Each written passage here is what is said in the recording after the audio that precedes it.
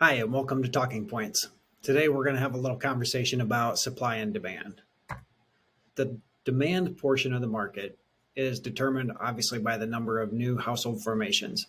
Household formations are going to be like anybody that is moving from one house to the other, but is not selling the existing home. So, like divorces, they're splitting, moving out of the parents' home, buying a new home, without anybody that's not selling the existing property. If they are selling the existing property, it's a wash. To look at for the supply is coming from new construction. It's not the selling of the existing homes because those homes are already counted in the actual supply of the housing market. What we really need to look at is the new construction homes and the overall deficit of the marketplace at this point. So the new housing starts are generally about 1.7 million. Number of homes destroyed annually are about 100,000. That leaves your total supply at about 1.6. New housing demand is going to be at about 1.4, and I'll jump into that here in a minute.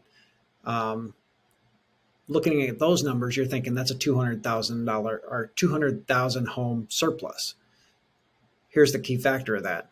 That is talking about housing starts at 1.7. Not all of those homes get completed. So what we're really looking at is a housing starts that are actually finished of 1.3.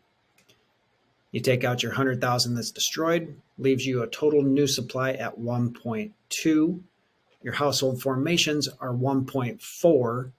So we've really got a deficit of over 200,000 homes every year. Now we start talking about existing inventory. Active existing home listings in the United States in comparison to 2017, 2016, 2017, in comparison to now. June of 2016, 1.55 million homes that were for sale on the market. Of that, 75% of those properties were available. The other 25% were actually under contract. So that leaves us with 1.162 homes available to purchase. In comparison to now, where we have in April of 2022, we've got market availability listings of 1.03 million. So let's call it a million homes. Of those million homes, 600,000 of them are already under contract. So that only leaves 400,000 homes for sale. Obviously putting a little bit of a pinch on the market supply and demand. You got somebody on the fence that is wanting to wait until this whole housing bubble is over. We need to explain to them that this isn't a housing bubble. This is the new normal. The inventory is not going to be catching up that quickly. This is not going anywhere. The high demand for those properties that do come on activity wise. There's been a little bit more activity here recently, but it's really just because we've got those existing homes going onto the market for that spring home buying market. That is just, it happens every year.